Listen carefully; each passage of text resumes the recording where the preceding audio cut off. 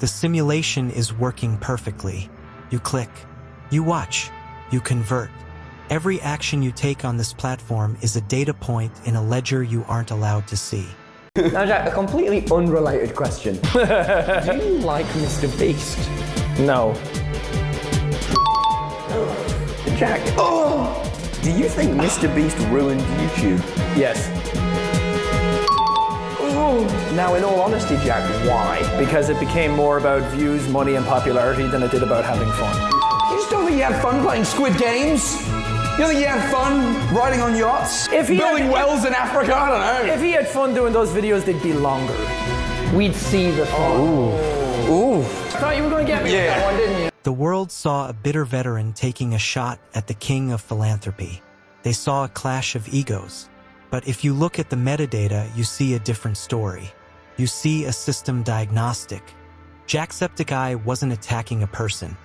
He was flagging a glitch in the architecture before the system could patch it. Is Jacksepticeye washed? A relic of a messy human past? Or is he the only one who realized the platform's gravity has shifted so far that fun is no longer a human emotion, but a measurable, manufactured, and ultimately fake metric? Tonight, we perform an autopsy on the digital monoculture. We are going to see the code behind the beast. To understand why Jacksepticeye is flagging a system failure today, we have to look at the moment the simulation was switched on. May 2007, the launch of the YouTube Partner Program. Before this date, YouTube was a digital landfill of messy, unoptimized human expression. There were no creators. There were just people with webcams. This was the exact moment creation became conversion. The U in YouTube didn't stand for you anymore. It stood for unit. The platform's grammar shifted. Success was no longer about the connection between two humans. It was about the efficiency of an extraction. The algorithm was born, and it was hungry. The engineers didn't just build a video host. They built gravity wells. They designed an architecture that rewards the loudest, fastest, and most optimized signals. If you didn't have a high-velocity hook, the platform simply let you drift into the void. Money began to dictate the site's grammar. Fun was the first casualty. Efficiency was the new god. Creators like Jacksepticeye were the early inhabitants of this world, pioneers of the human era. But the system was already evolving. It was waiting for its most perfect output. It was waiting for a creator who wouldn't just use the algorithm, but would become the algorithm. In 2007, the code was written. A decade later, the beast was compiled. Most people think the algorithm is a talent scout, a benevolent code looking for good content. It's not. It is a system of punitive architecture. It doesn't just reward the Mr. Beast model. It actively defunds any creator who refuses to adopt his grammar. If you don't use the high saturation thumbnail, the 0.5-second jump cut, and the retention-engineered hook, the system doesn't just ignore you. It buries you. In the simulation, silence is a death sentence. This isn't theory. It's a matter of institutional record. Look at the SEC filings regarding the Step acquisition, a deal valued at nearly $1 billion. This wasn't a sponsorship. It was an integration. It proves that the community Mr. Beast built isn't a fan base. It's a captured inventory of data points. The platform isn't selling videos to you. It's selling you to the highest bidder. Trust is no longer a relationship. It is a monetizable asset tracked in a ledger. When YouTube CEO Neil Mohan publicly addressed AI-generated shorts and creator likenesses, he wasn't talking about creativity. He was announcing the next phase of the extraction. The ViewStats AI tool launched and then, apologetically retracted by the Beast Camp, was the first public test of this code. How's it going, guys? A week ago, I launched an AI thumbnail tool to help small creators make better thumbnails, and I thought people were going to be pretty excited about it, but I definitely missed the mark. If you open up Twitter, you know what I'm talking about. And so I read all your guys' feedback, and I've been thinking a lot about it. And so we just enacted some changes that I think you guys will find positive. And so going forward, there is no AI thumbnail tool. Anyone from now on that signs up for ViewStats Pro, there will not be the AI thumbnail tool. It just doesn't exist. We pulled it down.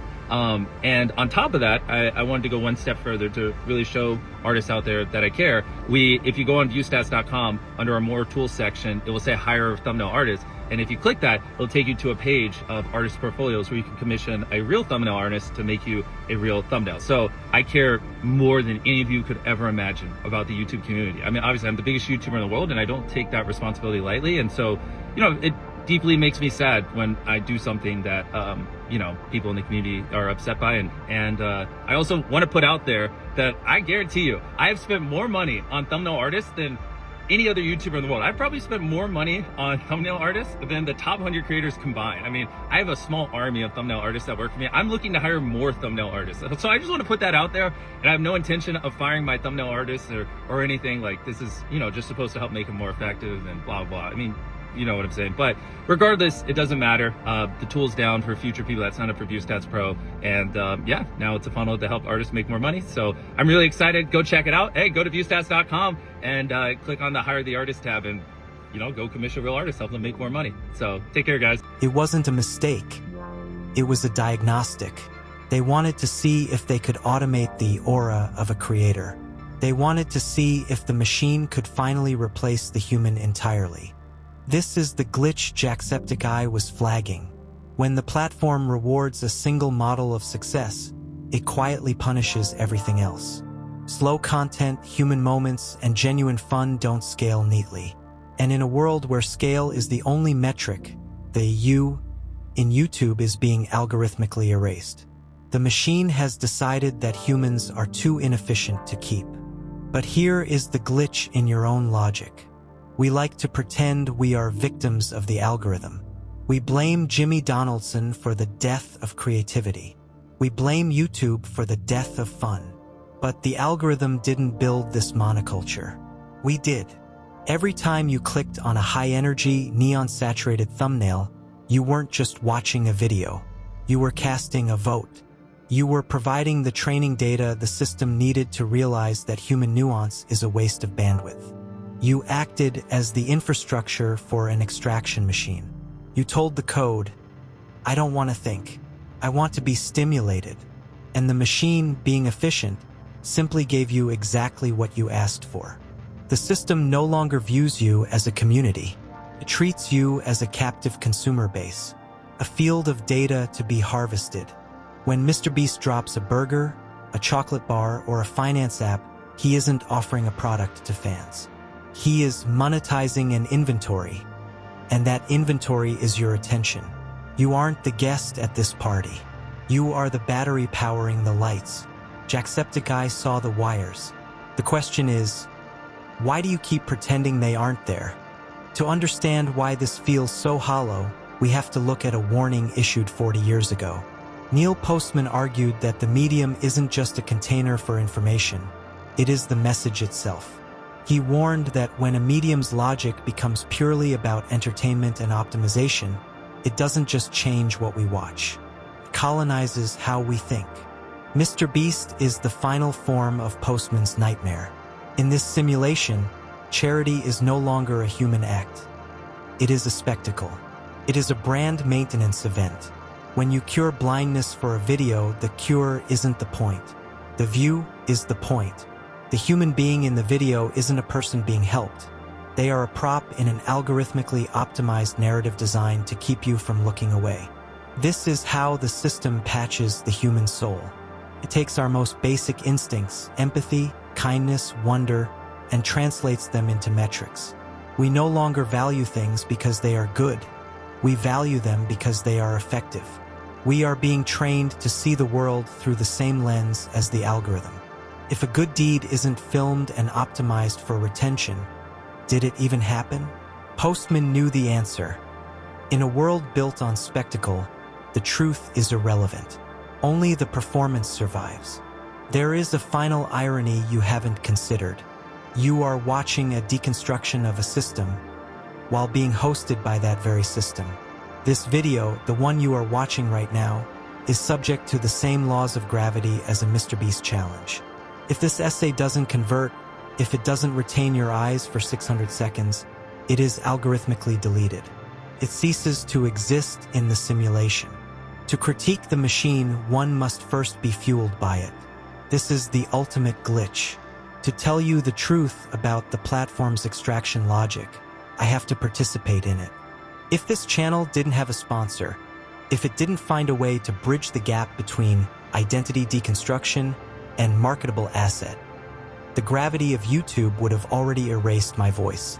Even the resistance must pay its rent to the simulation. We are at the peak, the moment where the revenue meets the theme. Usually, this is where the simulation offers you a product to solve the anxiety I've just created. But today, the slot remains empty, a silent placeholder for the cost of your awareness. Look at the void, feel the friction, because in the simulation, if you aren't paying for the truth, you're the one being sold. To see the code in action, we look at the Feastables Rainforest Alliance scandal. This wasn't a mistake. It was a systemic feature. They launched with the seal to manufacture ethical trust during the customer acquisition phase. Once the brand reached escape velocity, the certification was quietly removed. Trust was the pretext. Market share was the goal. That Mr. Beast is using child labor and slave labor for his chocolates today and has been since late 2023. When Feastables first launched in January of 2022, if you went into their FAQ, their frequently asked questions section, they proudly displayed that they were child labor free and slave labor free. As a matter of fact, in April of 2023, they doubled down and they added to their list of main menu options this option that said we're slave free. And if you clicked it, it had an entire dedicated page talking about how they were free of slave labor and child labor. But just a few months later, in October of 2023, that main page item that said we're slave free, that was removed. In addition, in the frequently asked questions section, that stuff about being child labor free and slave labor free, that stuff also disappeared. Later in May of 2024, and even to this day, there is no mention whatsoever at all about any kind of ethical sourcing of ingredients. When Mr. Beast first launched Feastables, it was in line with his brand. They were clearly trying to do things ethically. They actually got a certification from the Rainforest Alliance. Once you're certified, you're able to use their logo, which is a little frog, on all of your products, your website, on all of that stuff. When I saw the packaging for Feastables, both old and new, there was no Rainforest Alliance certified logo anywhere. He knew that one day they were going to get rid of that certification. You see, if one day that package has a frog logo on it and the next day it disappears, people will notice. They will especially notice because the Feastables bar, Mr. Beast sent this thing to everyone, to all the huge YouTubers. So instead, they decide to only put it on their website because at the end of the day, who the hell reads a website except for weirdos like me? And if it was on the website one day and then gone the next, no one would notice except for, again, weirdos like me. And sure enough, if you look at their website today, there's nothing about the Rainforest Alliance certification, nothing about being child labor free, nothing about being slave labor free. By doing it this way, I think they tried to fool everyone into thinking that their chocolate is still child labor free and slave labor free. When the discrepancy was flagged, the response wasn't a human explanation, it was a corporate patch. Then came the ViewStats AI controversy, a tool designed to harvest the creative DNA of other creators so the machine could replicate their success. When the community pushed back, the system triggered the optimized apology cycle. Jimmy Donaldson didn't just apologize, he performed a reversal. He took the tool down, hired more artists, and pivoted the narrative to helping creators. In sociology, Irving Goffman called this impression management. In the simulation, we call it a data-driven marketing pivot. The apology isn't for the act. It's a maintenance schedule to keep the trust asset from devaluing. They didn't remove the AI tool because it was wrong. They removed it because the negative sentiment metric exceeded the projected growth. Reversals don't erase instincts. They just reveal the underlying code. We like to think this story has an ending. We want to believe that by calling him out, the glitch has been fixed. We look at the deleted AI tools and the hired artists as proof of a victory. But in the simulation, a correction isn't a change of heart. It's a software update. They pulled the tool. They hired the artists. They said they cared. And we subscribed again. That's not forgiveness. That's the system. And the system was never Mr. Beast. The system was always us. The code is working perfectly. You're still watching. And as long as you're watching, the glitch is exactly where it wants to be. What do you think? You know what, Timmy? The best burger you've ever had? I said, this was filmed before the lawsuit. It is a 6.5 out of 10, baby. Give your iPhone. What do you not like about it? It's nice. No, it's great. It's the greatest burger you've ever had. I said, What do you not like about it? I like that it's free. No, you have to tell us why it's just 6 out of 10. Well, I'm a vegan for starters. Cut.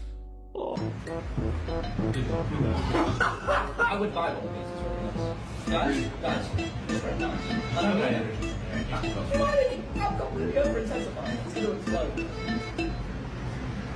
Alright, it's nice. you can see the exact moment I realized that my jokes are not landing. Right here. Thank you, Jimmy. Thank you very much. And then he kicked me out.